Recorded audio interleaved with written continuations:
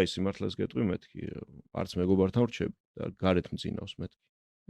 და თუ შეგიძლია რომ წინასწარ მომეც, რაღაცა მომეც ნახევარი მაინც რომ ოთახია იმას ქნა მეთქი, იმიტომ რომ გარეთ ვარ და მაგიქნა რომ წინასწარ მომცა ის რაღაცა ერთი კვირის.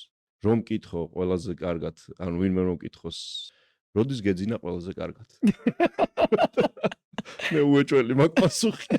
როდის გეძინა ყველაზე კარგად და პირველ დღეს როცა აი იქ ჰანსლოუს ჰაისტრიტზე რომ მივედი და იქ ბინას ვეძებდი და ვიღაც არაბი მოვიდა დამარტყა უკინა ბინას ეძებ კი მეთქი და წამოდიო და წამიყვანა და მითხრა ერთი თვის რენტი წინასწარ მეთქი ერთ წამით ერთი კვირის რენტი მაქვს და გეხვეწები შენ და ნუ მოკლედ ქნა და